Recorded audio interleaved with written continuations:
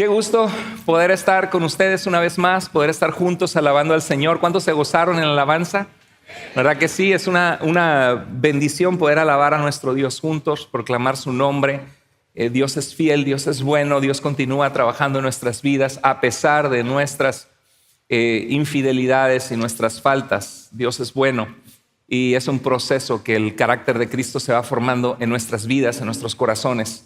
Sigamos adelante compartiendo la fe, compartiendo estos mensajes con gente que lo necesita, con gente que tiene necesidad del Señor. Continuemos invitando personas domingo a nuestra iglesia. Continuemos siendo fieles, orando por todos los ministerios de nuestra iglesia y orando por personas, por nombre específico, personas que necesitan del Señor. Y hoy vamos a continuar, vamos a entrar en este mes pronto, vamos a estar reflexionando acerca de la venida de nuestro Señor Jesucristo, su ida a la cruz por nosotros, que celebramos en este mes de abril juntos. Y hoy vamos a tener una predicación avanzando en donde nos hemos quedado. Estamos viendo sistemáticamente el libro de Primera de Tesalonicenses, una carta que el apóstol Pablo escribe a una iglesia que amaba mucho, una iglesia que se había quedado preocupado por su fe.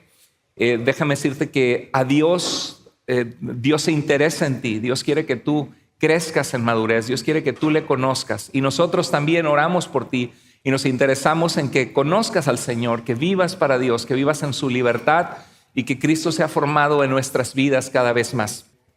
Fíjense que estamos contentos de que cada semana recibo mensajes muy lindos por medio de las redes sociales de nuestra iglesia, personas que han conocido al Señor, personas que han inclusive podido ser libres de adicciones o de sectas en las cuales estaban cautivos, y la luz del Señor vino, la palabra de Dios vino, y nosotros como iglesia somos parte de eso y siempre nos alegramos mucho de recibir esos mensajes. En Primera de Tesalonicenses, hablando de la importancia que hace la palabra de Dios, a veces cuando uno le habla a familiares del Señor, amigos, ¿cuántos de ustedes tienen amigos que les han compartido de Cristo o familia que les comparten del Señor? ¿Sí? Yo creo que la mayoría de nosotros, y a veces es un proceso, el compartir las buenas noticias de salvación es un proceso que a veces toma tiempo, que no es a veces inmediato. Mi madre oró 21 años por mi abuela para que mi abuela viniera a conocer al Señor Jesucristo. Yo tuve una tía con la que viví que estoy agradecido a Dios por su vida porque estuve 3 años viviendo con ella cuando estuve en la Ciudad de México, pero era una constante lucha de compartirle del Señor y recibir ataques de ella porque ella era muy católica y ella pensaba que los que no son católicos romanos son una secta, y ciertamente hay sectas, pero hay muchísimas iglesias cristianas que no son sectas, y las sectas son grupos que creen que su grupo es el único grupo verdadero y que tuercen verdades esenciales de la fe cristiana, como la divinidad de nuestro Señor Jesucristo, por ejemplo.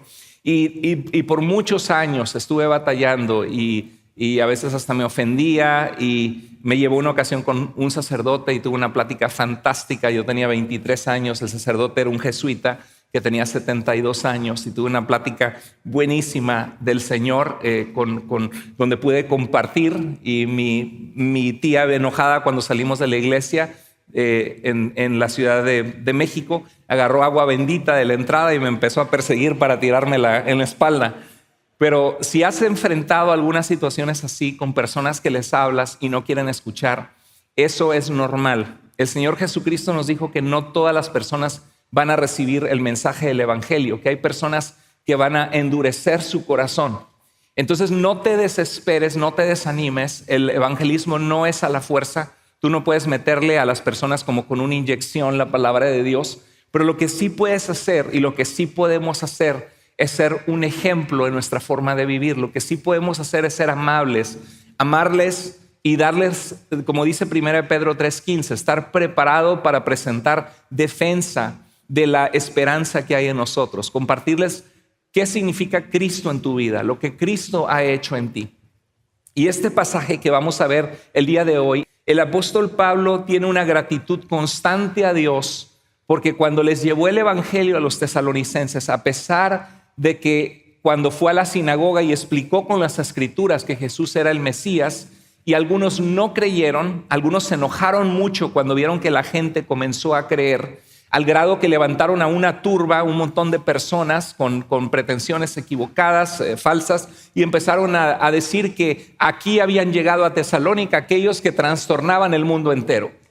Y cuando eso sucedió, Pablo tuvo que salir huyendo con Silas porque dependía su propia vida. De hecho, ellos venían de una ciudad que se llamaba Filipos en Grecia, acababan de estar allá y acababan de ser azotados y acababan de ser puestos en un cepo, en una prisión, y cobraron valor para ir a los tesalonicenses y hablarles del Señor. No todos creyeron, pero algunos creyeron, y Pablo les agradece y dice en 1 de Tesalonicenses 2:13, dice: por esto también nosotros, sin cesar, damos gracias a Dios de que cuando recibieron la palabra de Dios que oyeron de nosotros, dice que él daba muchas gracias a Dios, Pablo. O sea, Pablo tenía un interés en las personas que les estaba compartiendo del Señor Jesucristo. Y ese mismo interés debe haber en nuestras vidas. Cuando venimos a Jesús, no venimos solamente a ser parte de una iglesia en la que nos sentamos a escuchar mensajes. Una de las claves de la vida cristiana es aprender a caminar con Dios por ti mismo. Por eso tenemos los discipulados, por eso tenemos los grupos de vida en Iglesia Vida, donde abrimos la palabra de Dios, razonamos en qué está diciendo el pasaje y cómo se aplica a nuestras vidas, y buscamos obedecer al Señor y les enseñamos a ustedes a cómo se estudia la Biblia, leyéndola, entendiendo lo que dice y aplicándola a nuestros corazones. Por eso tenemos los estudios bíblicos de integración que van a comenzar en el mes de mayo. Por favor, si no te has conectado, conéctate. Son estudios muy valiosos, muy importantes.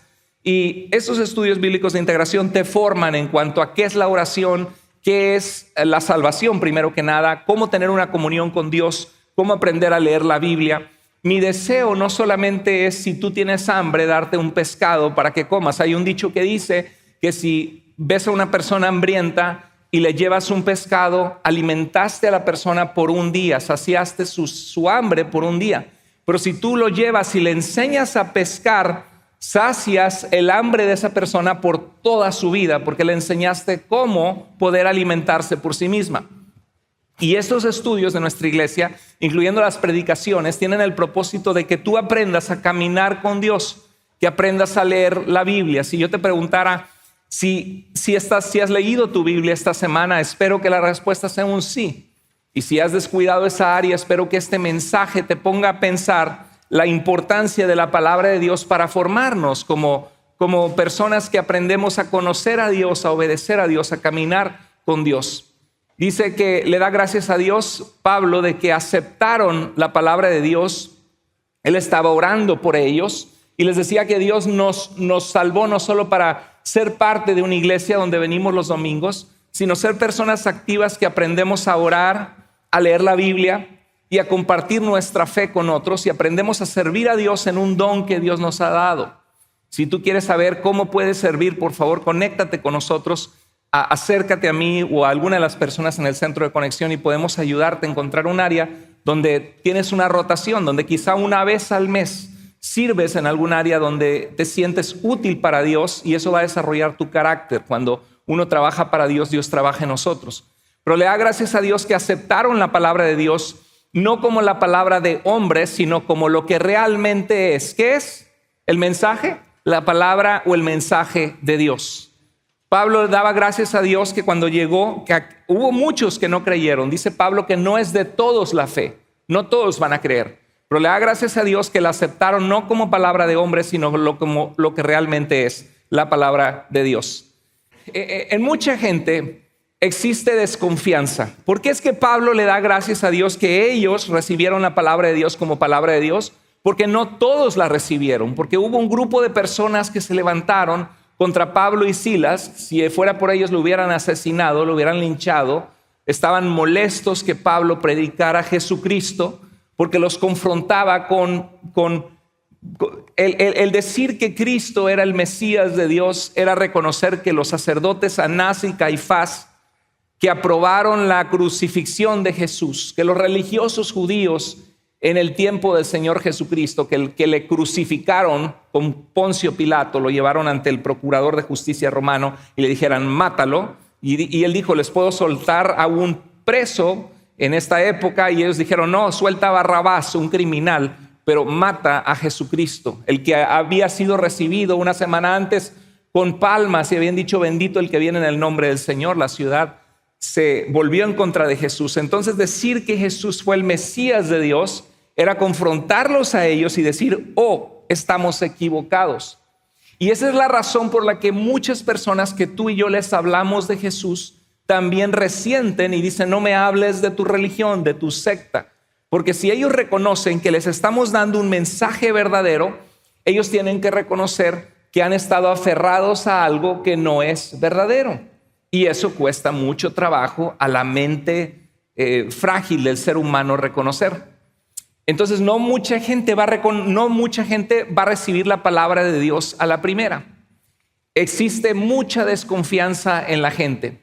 Y yo creo que una de las primeras cosas, yo quiero que te pongas a pensar antes de que la palabra de Dios llegara a tu vida, cuando alguien te decía, te invito a una iglesia cristiana, o mira, que Dios te ama, Él transformó mi vida y quisiera que tú le conozcas. Y tú pensabas, bueno, pues yo soy religioso, a mí me bautizaron de bebé, yo hice la primera comunión, yo tengo mi religión, no soy perfecto, pero tengo mi religión, no necesito que alguien me hable de otra religión. Y había quizá en tu corazón desconfianza. ¿Cuántos de ustedes la primera vez que alguien te habló de Cristo, te invitaron a una iglesia, sentiste temor o desconfianza? Levanta tu mano si te sucedió. La mayoría de nosotros, claro, así es definitivamente. Y más porque uno escucha, por ejemplo, que existen sectas, ¿no? Uno escucha, creo que hubo un caso hace relativamente poco, hace como un año atrás, creo que fue en Los Ángeles, de una iglesia falsa, una secta que surgió en Guadalajara, Jalisco, en México, que se llama La Luz del Mundo. Y creo que había habido un abuso de menores de edad, alguna situación de este hombre que estaba creando su imperio. Y muchos piensan, oh, tú vas a una iglesia cristiana, oh, eres de la Luz del Mundo. No, claro que no, la Luz del Mundo es una secta que no tiene nada que ver con nosotros, ¿no? Pero uno escucha gente que habla de las cosas de Dios y que es falsa, y existe temor a ser engañados y equivocarnos. Y déjame decirte que está bien tener temor, está bien tener desconfianza, porque si uno no tiene desconfianza, uno cae en el primer lugar donde le hablan a uno bonito o le hablan de Dios, sin poder haber evaluado si lo que te están diciendo es conforme a la palabra de Dios o no. Uno tiene la misma Biblia en 1 Corintios 14, por ejemplo, habla de aquellos que proclaman el mensaje de Dios, que profetizan. Y ahí mismo en 1 Corintios 14 define y dice que la profecía es exhortar, consolar y edificar a las personas. Y dice que los profetas hablen y dice que los demás juzguen. Juzgar significa que pesen o evalúen si lo que te están diciendo es correcto o no. Entonces está bien tener desconfianza siempre y cuando no sea uno un desconfiado, ¿no? ¿Qué se refiere a eso? ¿A qué me refiero? Que hay personas que son muy críticas, que en vez de escuchar un mensaje y sentarse y decir, a ver, ¿qué va a hablar Dios a mi vida? Dios me está hablando en un área de mi carácter que tengo que mejorar, que tengo que ser un mejor esposo, que tengo que dejar a un lado el orgullo, que tengo que dejar a un lado el querer controlar a mi esposa o a mi esposo en lo que hace. Quizá grito y me exaspero y no tengo gratitud en mi corazón, quizás soy una persona envidiosa y Dios me está hablando al corazón. Y en vez de yo recibir lo que Dios quiere trabajar en mí, yo me pongo a la defensiva y me pongo a ver en qué está mal o qué dijo mal el predicador, o si traía corbata o no traía corbata, o si dijo algo incorrecto. O sea, uno tiene que evaluar en cuanto a la doctrina para que no nos engañen. Pero uno tiene que ser crítico, pero no criticón. Crítico es que eres una persona que evalúas, que si están diciendo algo que te suena la alarma en tu cabeza y dices, espérate, eso no suena de la Biblia, ¿no? Entonces que tú seas crítico y digas, a ver, ¿es verdad lo que dijo el predicador? Porque no voy a poner en mi vida en práctica algo que no es de la palabra de Dios, ¿no? O que no es correcto. Pero no ser criticón. Uno puede aprender de todos. Déjame decirte que hay personas que predican la palabra de Dios que son muy preparados, y hay personas que predican la palabra de Dios porque el Señor los salvó y no tienen ni siquiera tercero de primaria. Pero son personas que en la sierra de Oaxaca conocieron el poder de Cristo, el Señor los sacó de la idolatría, del pecado, y quieren ir con sus guaraches a proclamar a Jesús a las montañas, y que si se paran y hablan con acento indígena o con un español imperfecto, Uno tiene que sentarse por más educación que creas que tienes o tengas y escuchar que si Dios está hablando lo bueno que Él ha sido en esa vida y que Él puede ser bueno en nuestras vidas, nosotros decimos amén y nos gozamos, porque para Dios no hay niveles sociales o niveles económicos delante del Señor. Son vidas transformadas por Cristo y tenemos que tomar todo lo que venga de Dios si es de Dios, ¿no? Lo diga quien lo diga, amén. Y podemos tener temor a ser engañados. Debemos ser críticos, pero no criticones. Otro temor es temor a que me presionen. Hay gente que dice, no quiero ir a la iglesia porque sé que fallo. Ya cuando ya viva una vida más agradable a Dios, entonces voy, ¿no? No, tú vas al doctor cuando estás enfermo, no vas al doctor cuando ya te curaste. Ven a la iglesia con tu vida rota, con tu vida destruida, con tus malas palabras, con tus adicciones a lo que seas adicto. Ven con tu vida a la iglesia con tu mal carácter, ven a la iglesia con tu amargura, pero ven con un corazón dispuesto a que Dios te hable y Dios te cambie. Y cuando vienes con un corazón dispuesto, el Señor te transforma porque la palabra de Dios sana. Temor a que quieran cambiarme o a tener que dejar cosas que me gustan. No, pero es que voy a ir y qué con mis cuates y cada fin de semana estamos ahí tomando y pues son mis amigos, es mi círculo. Si vengo a la iglesia, como que no va que el sábado esté pisteando, dicen en México, o tomando alcohol o tomando cervezas y al día siguiente me voy a levantar con la cruda a ir a la iglesia. No quiero ser hipócrita. Y hay gente que dice, no quiero que me cambien o no quiero tener que dejar malos hábitos o adicciones en mi vida. O temor al rechazo, ¿qué va a decir mi familia? Yo conozco mi familia, no me la voy a acabar de la carrilla o de las críticas que me van a dar en el trabajo. Ya me van a empezar a decir el hermanito, el aleluya. No. Entonces la gente tiene desconfianza muchas veces de venir a Cristo. El otro extremo que hay, o sea, hay dos extremos. Uno, ser demasiado desconfiado que te privas de conocer a Dios. Yo he conocido mucha gente que durante mucho tiempo le invitaron a la iglesia y después que vienen y conocen la diferencia que Dios hace, cómo la palabra de Dios trabaja en nuestras vidas, dicen de lo que me estaba perdiendo. ¿Alguno de ustedes le ha pasado eso? ¿Le pasó eso en su vida? ¿De lo que me estaba perdiendo? Muchos de nosotros, gloria a Dios, hermano, hemos orado por ti en el pasado, nos gozamos. Tanta gente que Dios ha alcanzado por su gracia. El otro extremo es, mientras me hablen de Dios, yo los recibo a todos. ¿Alguna vez has escuchado eso? Mientras me hablen de Dios, yo los recibo a todos. Es que vinieron unos jovencitos mormones, tocaron la puerta de mi casa, vinieron los testigos de Jehová. Ya estoy estudiando la Biblia con ellos, o voy a esta iglesia y creen en algunas cosas medio raras, pero pues mientras me hablen de Dios, yo los recibo a todos. Yo he conocido personas que dicen, yo les digo, ten cuidado, por ejemplo, con el mormonismo, con la iglesia de Jesucristo, de los santos de los últimos días, porque aunque sean personas lindas, muchos de ellos, familias que uno quiere amar y compartirles de Dios, es una religión fundada por José Smith en 1850. José Smith estuvo en la prisión, encontrado culpable por fraude. La misma iglesia mormona de Jesucristo de los santos de los últimos días reconoce que tuvo 40 esposas. Algunas de ellas ya eran mujeres casadas, 2 de ellas eran menores de edad. Es una religión falsa. Y hay personas que cuando tú te acercas y le dices eso, dice, ya le creo a ellos y no te creo a ti. ¿Por qué? Porque le andas tirando tierra a esta religión. Significa que ellos son la verdadera y tú no. Ay, espérate, si hay un fraude, alguien que te está haciendo fraude, ¿no quisieras que alguien te diga para evitarte que caigas en un engaño? No se trata de tirar tierra a nadie, se trata de que Dios te ama y Dios ama su verdad.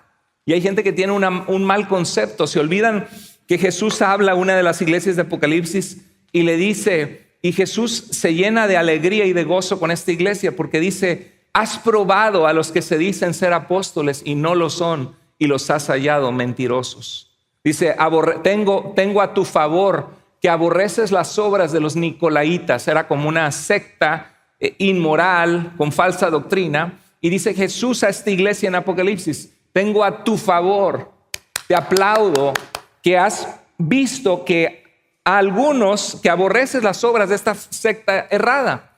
Dice, las cuales yo también desprecio y aborrezco, dice Jesús.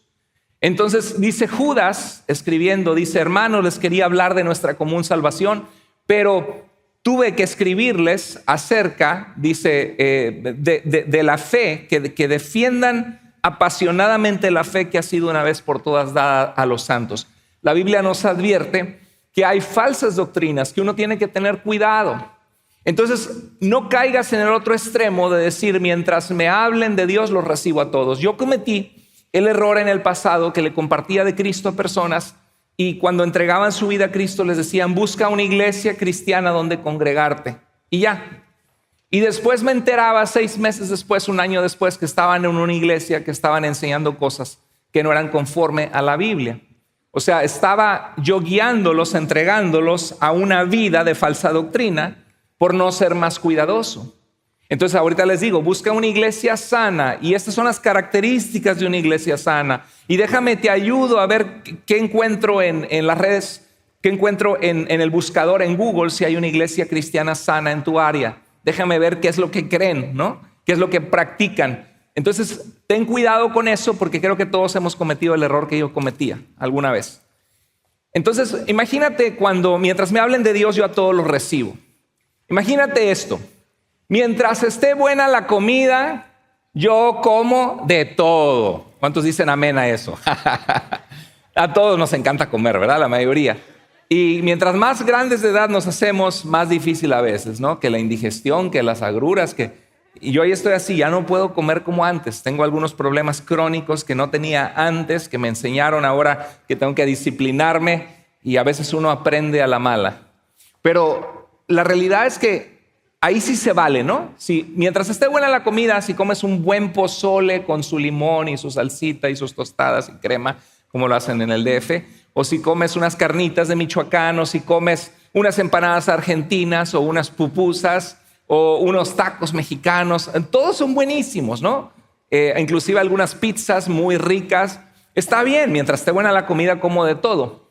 Pero pongámoslo en el campo donde tu vida física está de por medio.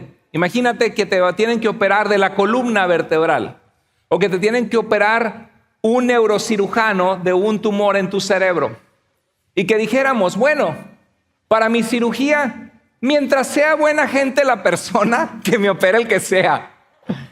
La enfermera es bien linda, me dice que si se me ofreció un vaso de agua, me saludó con mucha amabilidad.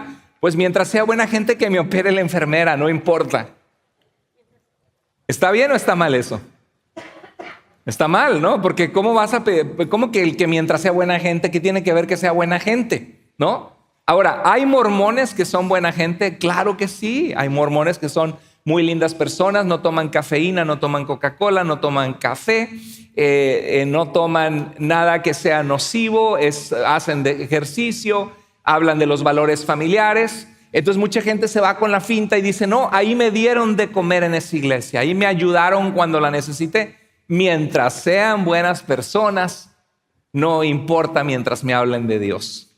Claro que importa. Si hay falsas doctrinas, la Biblia nos dice que tenemos que discernir, que tenemos que huir, que tenemos que apartarnos del error. ¿Y cuál es la regla? Porque muchos de ustedes conocen este ejemplo de que los agentes del FBI que buscan la falsificación de billetes o dinero falso, cada vez son más sofisticadas las técnicas que hacen los billetes falsos que parecen de verdad. ¿Cómo es que reconocen un billete falso? Porque estudian el billete verdadero, se familiarizan con la textura del papel del billete verdadero, conocen dónde está la firma del secretario del Tesoro, si es un billete de dólar de los Estados Unidos, conocen las diferentes patrones de la impresión del billete. De manera que muchas veces le dan un billete falso y al tocarlo dicen: sus dedos, pasando la comunicación a su cerebro identifica: esto no se siente como el papel verdadero, esto es falso. ¿Sí? Porque se han familiarizado con la verdad. Y esa es la importancia, que tú pases tiempo, que tú aprendas a pescar y no solamente comas los pescados que te damos cada domingo, que tú aprendas a abrir la Biblia en tu casa. Aunque haya pasajes difíciles, aunque haya cosas que dice: pero espérate, ¿por qué está esto en la Biblia? Qué raro, no le entiendo. No te preocupes, hay muchas secciones de la Biblia que son fáciles de entender, prácticas, Como decía Mark Twain, lo que me preocupa de la Biblia no es lo que no entiendo, sino lo que sí entiendo y no hago, ¿no? Pero hay ocasiones en que hay preguntas y no te preocupes, para eso hay Biblias de estudio. La Biblia del diario vivir es una Biblia muy bonita, muy práctica, que cuando no entiendes algo te vas a la letrita abajo y te dice el versículo 38, Jesús está hablando acerca de el que no aborrece padre o madre por causa de mí no es digno de mí. Pero ¿cómo, Señor? ¿Cómo voy a aborrecer a mi madrecita santa, a mi mamá que tanto me quiere y que ora por mí y que me atendió? ¿Cómo que el que no aborrece padre o madre no es digno de mí? ¿De qué está hablando Jesús? Bueno, es que es un hebraísmo, una expresión de la cultura de Jesús hace 2000 años atrás. No significa que tengas que odiar a tus padres, sino habla de preferencia, de que cuando tus papás te digan, hija, ¿qué haces en esa religión? Te lavaron el cerebro, yo no te inculqué con eso, yo te inculqué que tuvieras mucha fe a San Charbel o a San Martín de Porres o lo que sea, y tú dices, no mamá, mira, Jesús dice, el que a mí viene no le echo fuera. Todas las oraciones de la Biblia son dirigidas únicamente a Dios. Nos dice que el único mediador entre Dios y los hombres es Jesucristo. Mami, te amo, gracias por la fe que me diste, nunca quiero deshonrarte, pero en mi corazón quiero ser fiel a Dios y yo voy a hacer lo que sienta que Dios me está diciendo por medio de su palabra. Mami, no es mi deseo ofenderte, y como quisiera que tú también conozcas que Jesús es suficiente y que Él te ama y te busca. Amén. Entonces lo que estás haciendo es que estás dejando a un lado, prefiriendo ser fiel a Dios que a lo que tu mamá o la presión de tu familia. Ándale, échate otra y vente. No. El que no aborrece padre o madre por causa de mí no es digno de mí. Entonces a eso se refiere. No se refiere que no odies que odies a tus padres. Sería absurdo y ridículo porque Dios mismo dijo, honra a tu padre y a tu madre para que te vaya bien y seas de larga vida sobre la tierra. Y dice que el que no, si dice ama a tus enemigos, ¿cómo te va a decir aborrece a tu padre y a tu madre? Entonces cuando vas a un pasaje así, y algo te suena raro, es porque es una expresión de aquella época que desconocemos porque han pasado 2000 años y no sabemos cómo interpretar la Biblia. Y para eso hay materias, para eso hay comentarios bíblicos, para eso hay Biblias de estudio y para eso hay herramientas como la que estoy enseñando yo en el seminario bíblico en línea, que es hermenéutica, aprender a interpretar la Biblia. Bueno, tengamos cuidado con esto, de decir, mientras me hablen de Dios los recibo a todos. La pregunta es, ¿por qué aceptaron el mensaje de Jesús como palabra de Dios? Porque Pablo da gracias que ellos aceptaron el mensaje como palabra de Dios. Ya habíamos reflexionado en Tesalonicenses que la realidad es esta, que probablemente, bueno, por lo que vemos nosotros, por ejemplo, en el versículo 2 del mismo capítulo, Pablo les recuerda, tuvimos el valor. ¿Se necesita valor para hablar de Cristo?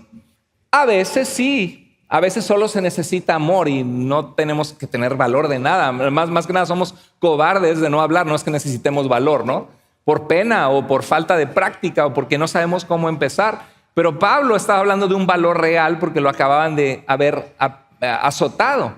Y dice, tuvimos el valor confiados en nuestro Dios de hablarles el evangelio de Dios en medio de mucha oposición. Así que si tienes oposición en tu familia, cuando les compartes, no te preocupes, es parte.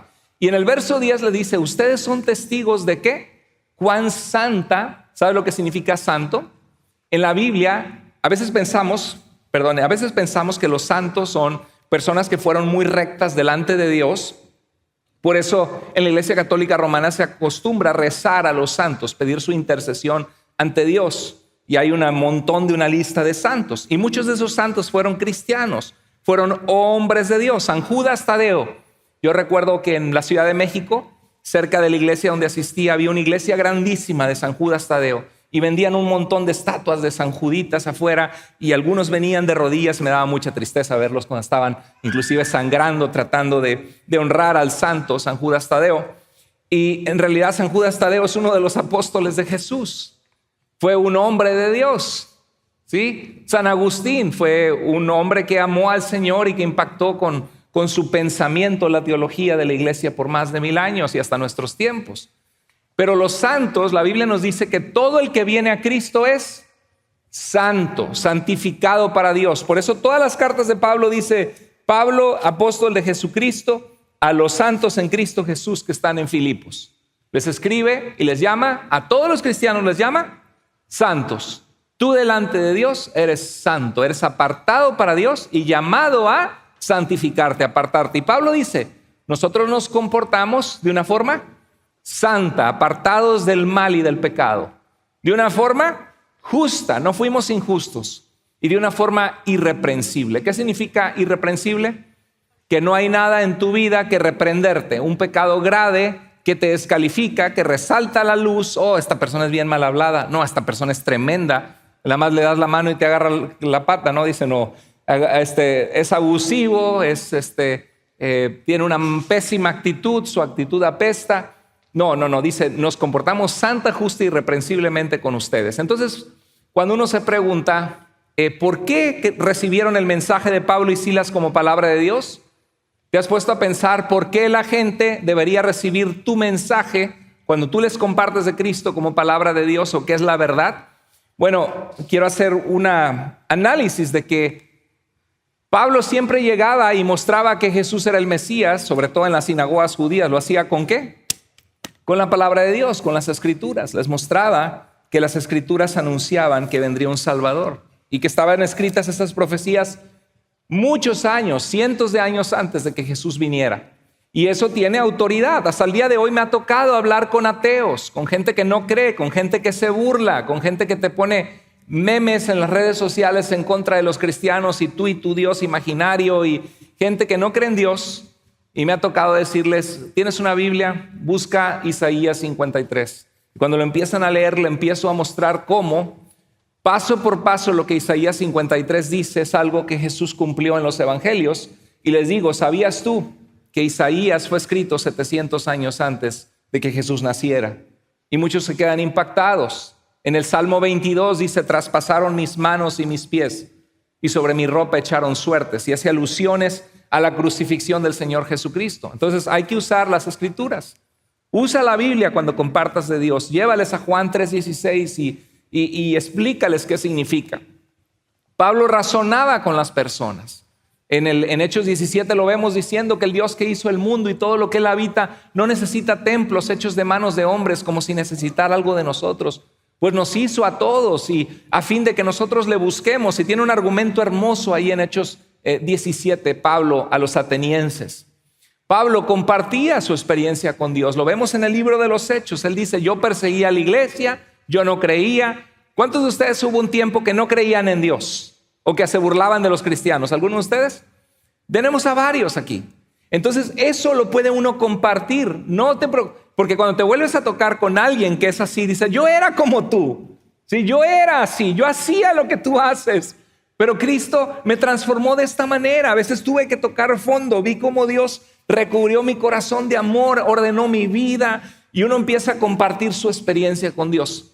Y también uno tiene que ser ejemplo. Porque si uno es mal hablado, trata a los demás con groserías, de una mala forma, ¿cómo quieres que reciban el mensaje como palabra de Dios? No lo van a recibir como palabra de Dios. Van a pensar que somos hipócritas solamente y que estamos solamente en una religión falsa. Entonces, ¿cómo puedes tú mejorar compartir de tu fe? Con las Escrituras. ¿Qué más? Razonando, dándoles argumentos de por qué creemos en Dios o por qué la Biblia es confiable. Y eso toma tiempo, el equiparte a través de los años. Comprar un buen libro de apologética, como por ejemplo Lee Strobel fue un abogado que trabajó para el Chicago Tribune. Su esposa era cristiana y él era un hombre ateo que no creía en Dios. Se burlaba de los cristianos. Y un día investigó el caso histórico de Jesús. Dijo, a ver, ¿realmente existió este Jesús de Nazaret? A ver, ¿en qué se basan? Y se metió a investigar y pues entrevistó profesores de universitarios con doctorado, expertos en el área de Jesús, y terminó convirtiéndose en un cristiano. Terminó creyendo en Jesús como su Salvador y Señor y escribió un libro que se llama El Caso de Cristo. Y luego hizo otro libro que se llama El Caso de la Fe. Creo que ahorita está escribiendo un libro sobre el caso del cielo, investigando sobre la vida después de la muerte.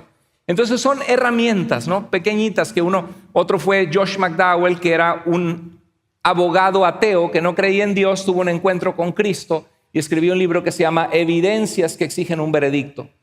Entonces, poco a poco uno se equipa y uno puede razonar con las personas. Pablo razonaba con las personas, las ponía a pensar. Y no te preocupes porque cuando hablas con una persona atea, con una persona burlona, a veces te van a hacer una pregunta que tú no vas a saber responder. Y te vas a quedar, sí es cierto, nunca había pensado en esto. ¿Y tú cómo sabes? Oye, sí, no te preocupes. Esa pregunta te sirve para buscar respuestas y para estar más preparado la siguiente vez. Compartes de Jesús con las Escrituras, razonando, compartiendo tu experiencia con Dios y siendo ejemplo. Y dice el pasaje de 2 de Tesalonicenses 2:13 que la aceptaron como lo que realmente es la palabra de Dios. Hay gente que dice, a ver, ¿y tú por qué le crees a ese libro si fue escrito por hombres? Fue escrito por personas. La Biblia la han cambiado, cada quien la hace a su conveniencia. ¿Alguna vez has escuchado eso? La Biblia, el Nuevo Testamento, es el libro más confiable del mundo antiguo, porque tenemos un montón de copias cercanas a los escritos originales, 5,700 manuscritos. No hay libro de la antigüedad que tenga eso, ningún historiador, ningún libro famoso del mundo antiguo, nadie se le asemeja ni la 10ª parte de la magnitud de copias que hay del Nuevo Testamento, donde podemos ver que tenemos el libro como Dios lo inspiró. 5,700 copias y además 10,000 traducciones al latín, al cóptico, al sirio. Y una cosa, la Biblia misma dice ser palabra de Dios. Más de 2,000 veces la Biblia dice, así dice el Señor. Y la palabra del Señor vino al profeta Jeremías, ¿no? Y la palabra del Señor vino a mí, dicen los profetas. Entonces, ¿estamos nosotros inventando que es un mensaje que vino de Dios? No, estamos creyéndole a lo que el mismo mensaje dice que es, ¿sí? Y ese mensaje tiene profecías cumplidas en la historia. Este libro es el libro más perseguido, es el libro, el bestseller más grande de todos los tiempos y el libro que más ha transformado la vida del mundo entero, de millones y millones de personas transformadas por el poder de Dios por leer este librito. Sí, entonces, aunque no todos crean, para los cristianos creemos que la Biblia es palabra de Dios. La palabra de Dios es confiable. La arqueología ha desenterrado muchas de las personas, de las historias que la Biblia comenta, nombres de personajes. La Biblia es confiable, la Biblia tiene el poder de Dios, la Biblia transforma. Por eso tenemos que dedicarle tiempo a leerla, a entenderla, a aplicarla en nuestras vidas. La palabra de Dios, dice este pasaje, que hace su obra en ustedes los que creen. ¿Qué hace la Biblia cuando tú la lees? ¿Qué hace? Hace su obra, ¿en quiénes? En ustedes los que creen. Hace la obra en nosotros. ¿Qué obra hace Dios en nosotros? ¿Cuál es la obra que su palabra hace en nosotros? Isaías 55:10 dice, porque como desciende de los cielos la lluvia y la nieve, y no vuelve allá, sino que riega la tierra y la hace germinar y producir, y da semilla al que siembra y pan al que come. O sea, el profeta Isaías está compartiéndole al pueblo, a un pueblo que muchas veces era endurecido para con Dios, y les dice, y está hablando Dios a través del profeta Isaías, y les dice que así como la lluvia hace germinar las plantas y las prepara para que den fruto y para que dé semilla al que siembra y pan al que come, y ahora habla de su palabra, dice el verso 11, así será mi palabra, dice Dios, que sale de mi boca. ¿De quién salía? ¿Quién estaba escribiendo? Isaías estaba escribiendo, un hombre de carne y hueso. Estaba utilizando un lenguaje hebreo y una forma de expresión de la gente, porque Dios siempre habla el lenguaje de la gente. Dios quiere que entendamos su mensaje. Pero como dice Pedro, porque la profecía nunca vino por la voluntad humana, porque Isaías dijo, ay, se me ocurre decirles algo al pueblo. No, dice, sino que los santos hombres de Dios hablaron siendo guiados o inspirados por el Espíritu Santo. Y aquí, aunque Isaías es el que está escribiendo la profecía, ¿quién es el que está hablando? Dios. Y está diciendo la palabra que sale ¿de quién? De mi boca, no de la boca de Isaías, de la boca de Dios. No volverá, ¿qué? A mí vacía. Así como la lluvia cae y las plantas crecen y da semilla y podemos comer los productos de la tierra, así, cuando yo envío un mensaje, dice Dios, y cuando la gente asimila mi palabra y mi mensaje, no volverá a mí vacía, sino que hará lo que yo quiero y será prosperada en aquello para que la envíe. O sea, Dios envía su palabra hoy a tu vida, y cada domingo que tú vienes y cada vez que tú abres la escritura y cada vez que te juntas con tu grupo de vida para estudiar la palabra, y algo se queda en tu corazón, aunque se te olvide, porque muchos decimos, ay, se me olvidó. Hace 3 domingos el mensaje estuvo buenísimo. ¿Y de qué trató? ¿De qué trató? ¿De qué trató? Ay, ya se me olvidó. ¿De qué trató? ¿No? Y hay gente que puede decir, bueno, es que estuvo buenísimo el estudio hace 4 semanas. No, y déjalo tú hace 4 semanas. ¿De qué trató el de la semana pasada? ¿No? Y decimos, ¿de qué te sirve ir a la iglesia? Mira, ni te acuerdas de qué trató. Pues es que imagínate que lo apliquemos a la comida. Comimos espiritualmente, nos saciamos, algo nos llevamos en nuestro corazón. Nuestra semana fue mejor porque nos mantuvimos más cercanos a Dios y obedecimos a Dios en diferentes áreas.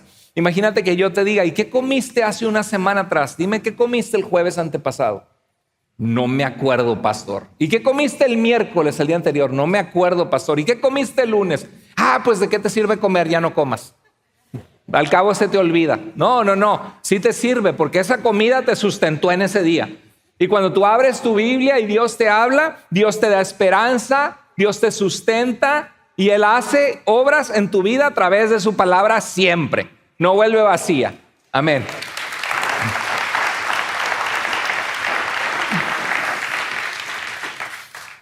¿Qué obra hace la palabra de Dios en nosotros? Me preguntaba yo al leer este pasaje, porque en Tesalonicenses no nos dice qué obra hace. Lo único que nos dice es que los tesalonicenses se volvieron al Señor y fueron fieles. Yo quiero compartirte 6 cosas rápidas, versículo tras versículo, de lo que veo que Dios hace en nosotros al leer el Nuevo Testamento y al leer su palabra. Vemos la primera cosa que Dios hace en nosotros.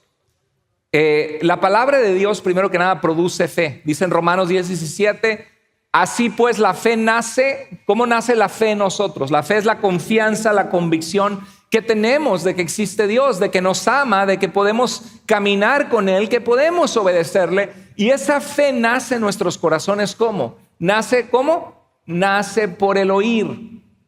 Dice, al oír, ¿qué cosa? El mensaje del Señor. Y el mensaje viene ¿de qué? De la palabra de Dios. La fe viene por el oír y el oír por la palabra de Dios. Por eso es importante que nosotros pasemos tiempo en la Biblia, porque cuando lees la Biblia muchas veces produce en tu vida fe. Y un corazón que tiene fe es un corazón que va a buscar agradar a Dios. Un corazón que tiene fe es un corazón que va a buscar vestirse de amor y paciencia. Un corazón que tiene fe es un corazón que va a poner en prioridad a Dios. Y dice, busca primero el reino de Dios y su justicia y todo lo demás vendrá por añadidura. Nuestra vida empieza a ser bendecida. Entonces, Pablo supo que cuando el evangelio llegó y la palabra de Dios y el mensaje llegó a los tesalonicenses, produjo fruto en ustedes los que creen. ¿Y qué es lo primero que produjo en ellos? Fe. Empezaron a creer en el Señor Jesucristo como su Salvador. La segunda cosa que veo que la palabra de Dios hace es que la palabra de Dios nos restaura. Cuando venimos rotos a Dios, nos restaura, nos da vida y sanidad. Una de las cosas que Dios hace es perdonar nuestros pecados, nuestras fallas delante de Él que nos separaban de Dios. Y dice en 2 Corintios 5:17, de manera que si alguno está en Cristo es una nueva creación, las cosas viejas pasaron y Dios hace todas las cosas nuevas. Recuerdo cuando Jeremías va a la casa del alfarero y ve un alfarero en la rueca trabajando con sus manos el barro, y está trabajando con el barro y hace una vasija, y esa vasija tiene una imperfección y va y agarra otra vez y empieza a amasar el barro y empieza a seguirlo trabajando. Y Dios le habla a Jeremías y le dice, dile a mi pueblo que así son ustedes, que muchos de ustedes se han desviado tras la idolatría, tras el pecado, la injusticia. Y así como yo tengo el derecho, como el alfarero, ustedes son barro en mis manos y yo tengo el derecho. A veces Dios tiene que permitir que nos caiga el peso de nuestras malas decisiones, de nuestros pecados. Y el Señor agarra y quiere volver a formarnos con sus manos. Y a veces duele la formación de Dios, pero Dios dice: quiero trabajar en esa envidia que hay en tu corazón, en esa amargura, en esa forma que respondes que no está bien, en este hábito que te está atando y no te deja ser libre. Y el Señor quiere rompernos como una vasija que no se ha formado bien y volvernos a formar en una vasija buena, limpia, que sea para honra y gloria de Dios. Dios hace eso en nuestras vidas muchas veces. La palabra de Dios nos restaura. En Proverbios 4:20 al 22 dice el autor: atiende a mis palabras, hijo mío. Le está hablando palabras de sabiduría, pero podemos pensar que Dios nos habla a nosotros también como sus hijos, que busquemos sabiduría. Y dice: guárdalas en medio de tu corazón. Ellas, mis palabras, dice el autor de Proverbios, que dan vida y salud a todo el que las haya. Déjate moldear por Dios para que seas sano, para que Dios quite lo que no está bien, lo canceroso. Si tu corazón viene lastimado por Dios, deja que Dios traiga a tu corazón vida y salud. Vuelve a confiar en Dios, vuelve a tener esperanza. Pero la palabra de Dios nos produce fe. La palabra de Dios, ¿qué más hace? Nos restaura, nos da vida y salud, nos cambia. Y seguimos adelante viendo otras cosas. La palabra de Dios nos instruye y corrige. Es muy importante instruir a un niño. Esta mañana salí y vi a mi niña que no sé de dónde agarró un rastrillo de rasurar y se acercó a nuestra camioneta y empezó a hacerle así en la puerta. Y yo: no, Dios mío, eso cuesta dinero, ¿no? Los niños a veces hacen cosas que uno dice: pero ¿cómo, no? ¿Cómo hacen esto? Como la que les platiqué, que le traía el agua a su papi y agarraba el agua del excusado. Los niños a veces hacen cosas terribles o tratan de jugar. Me acuerdo que mi pequeña, hace como un año atrás, estaba poniendo y quitando en un apagador. Y obviamente rápido corríamos en cuanto la veíamos. Y una ocasión hizo eso y agarró fuego o electricidad del cable y se achicharró el cable. Y mi hija gritó y le quedó una quemadita en su dedito. Y rápido corrimos, la curamos, la ayudamos. Gracias a Dios que no se electrocutó. Pero cuando somos inmaduros, jugamos con el pecado como un niño. Es que quiero dormir y ver qué se siente, los jóvenes, ¿no? Al cabo, tengo que disfrutar mi juventud y mi sexualidad y me gusta la muchacha, y no saben que al rato terminan con un bebé que no estaban preparados para recibir en este mundo, ¿no? O con una enfermedad o con problemas, y a veces jugamos con el pecado. Y necesitamos instrucción, así como tú como papá vas y le dices al hijo: no metes el dedo en el enchufe. Y no es que... Y puede ser que tu bebé, tu niño, niña de 1 año y medio, 2 años, en su mente llore y gritan: ¡ah! ¿Verdad? Y dicen: mi papá me está haciendo la vida horrible, me quitó lo que me divierte, ¿no? Y a veces así pensamos: ay, Dios no quiere que haga esto, me choca, no. Y no sabemos que Dios lo que está haciendo es, con sus brazos de amor, está cuidando nuestras vidas porque nos ama, porque nos quiere. Y a veces nosotros queremos jugar con nuestra sexualidad, con el pecado, y Dios te dice: no, por ahí no. La palabra de Dios nos instruye, nos corrige, y hay que ser humilde para aceptar corrección de parte de Dios. A veces estamos mal, somos humanos y fallamos. Yo me equivoco, necesito corrección de Dios en mi vida también. Hay un pasaje en Corintios donde Pablo les recuerda a los corintios: hey, hay inmoralidades entre ustedes y algunos están peleando en las cortes en público. Y se supone que ya son una iglesia que conoció del Señor. ¿Cómo es posible que pase esto? Y Pablo les recuerda la travesía del pueblo de Dios en el desierto y les dice: ni murmuren o chismeen o se quejen contra Dios como lo hicieron ellos, Israel, en el desierto. Todo eso les sucedió para servir ¿de qué? De ejemplo. Y quedó escrito. ¿Por qué quedó escrito? ¿Para qué tenemos la Biblia? ¿Quedó escrito para qué? Para advertencia nuestra. Por lo tanto, si alguien piensa estar firme, que está firme, tenga cuidado de no caer. ¿Para qué están las historias de la Biblia, de la palabra de Dios? Están para advertirnos, para decirnos no juegues con el pecado, no juegues con fuego. Mira lo que les pasó a estos personajes. José sufrió por desechar dormir con una mujer que era la esposa de su jefe. ¿Y qué le pasó? Terminó en la cárcel. A veces hacer las cosas correctas la gente te va a despreciar. Te lo debes esperar, pero ve lo que Dios hizo. A través de estar en la prisión le adivinó el sueño al panadero, al copero y después al faraón y terminó en un lugar de honor. Dios siempre recompensa la fidelidad, aunque a veces pasemos por momentos difíciles por hacer lo correcto. Hacer lo correcto no siempre es fácil, cuesta. Y a veces no todo es que Dios te premie al instante. Entonces hay que aprender a ser pacientes y perseverantes. Pero eso lo sabemos al leer las historias de la Biblia, razonamos y reflexionamos. Y estas se escribieron ¿para qué? Para advertirnos a nosotros que no pequemos o darnos aliento que vale la pena ser fieles a Dios aun cuando no veamos resultados inmediatos. Amén.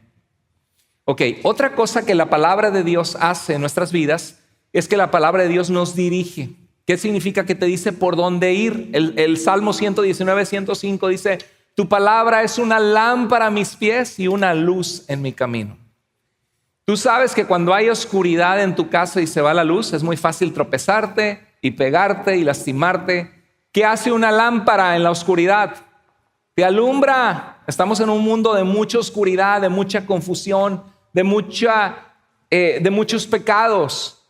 Y la Biblia, cuando la abrimos, vemos lo que es justo y lo que es injusto, lo que es correcto y lo que es incorrecto.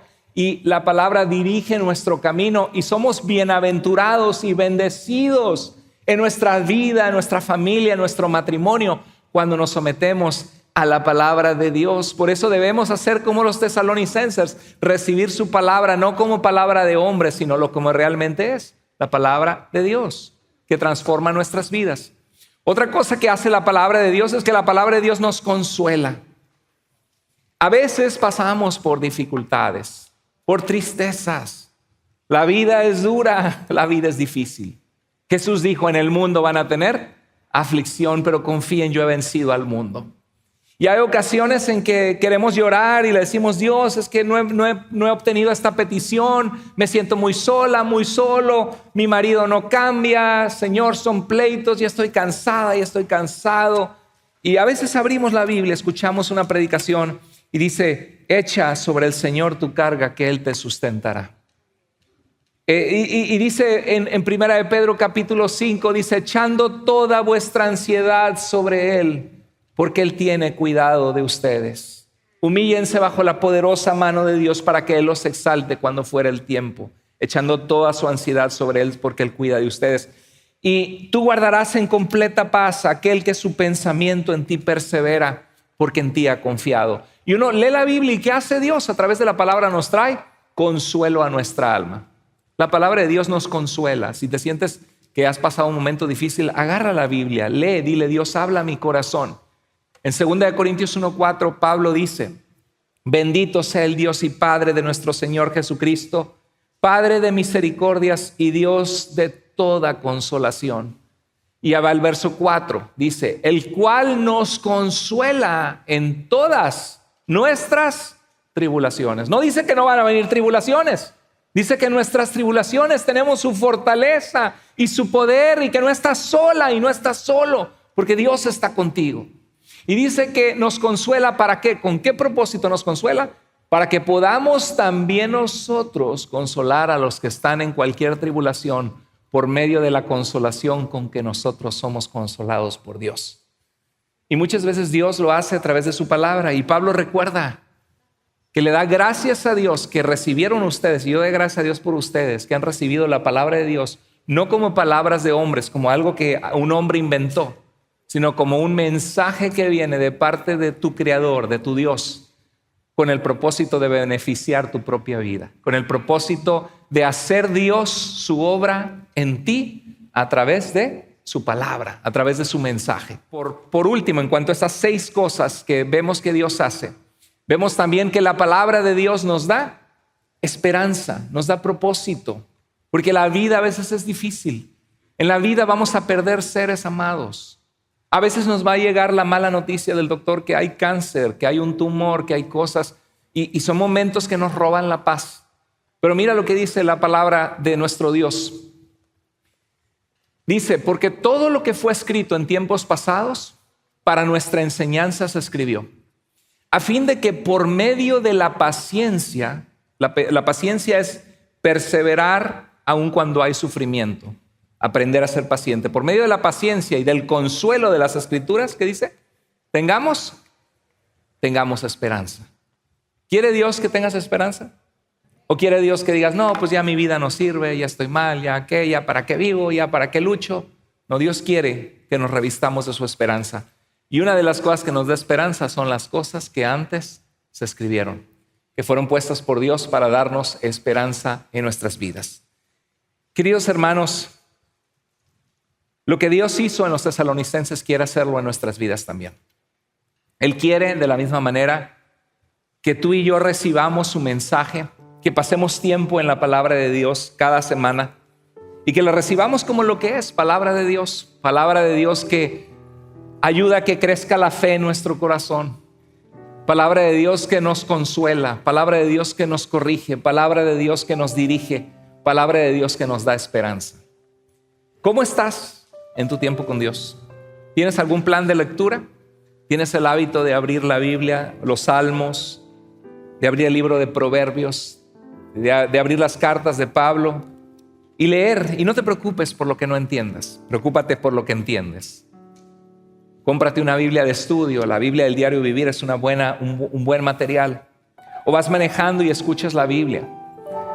Dios quiere que nosotros también recibamos esa palabra y que así como Pablo tenía una preocupación por los tesalonicenses y oraba por ellos, que nosotros también queramos que otros reciban su mensaje como palabra de Dios que transforma las vidas. Te voy a pedir que ahí en tu lugar inclines tu rostro. Vamos a orar a nuestro Dios.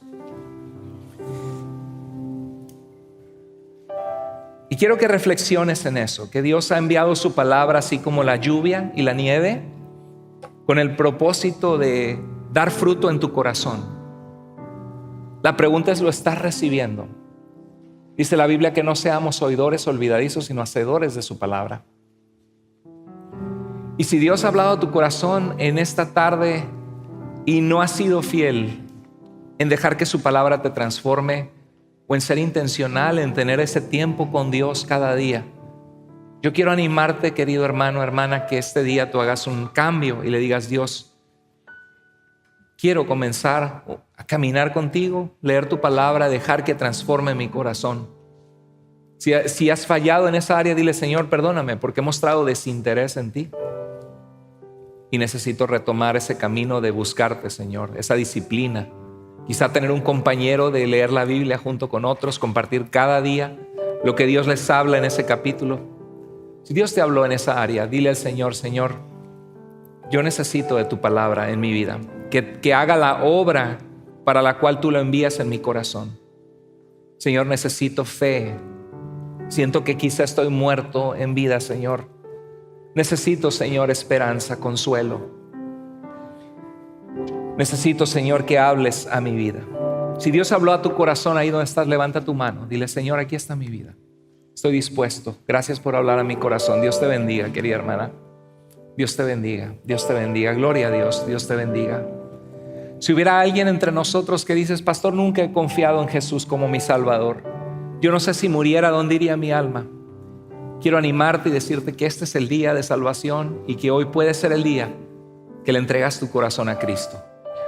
Te pido al final, por favor, que vengas conmigo o al centro de conexión y que nos digas, quiero entregar mi corazón a Cristo. Nos encantaría poder orar contigo. Padre, gracias, Señor, por tu mensaje. Gracias por hablar a nuestras vidas. Te amamos con todo nuestro corazón, Señor. Gracias porque eres fiel y bueno y misericordioso, Señor. Te damos gracias porque eres lindo, porque nos amas, porque tienes un propósito para nuestras vidas y nuestra iglesia. Ayúdanos, Señor, a desarrollar ese hábito de buscarte y cada vez que tú hables a nuestras vidas, si es algo que nos estás hablando, poder ponerlo en práctica, Señor. Ayúdanos hoy a tener un día hermoso, a pasar tiempo de calidad con nuestra familia, nuestros amigos, salir de este lugar refrescados en nuestra alma y renovados por ti. Oramos en el nombre precioso de Jesús. Amén.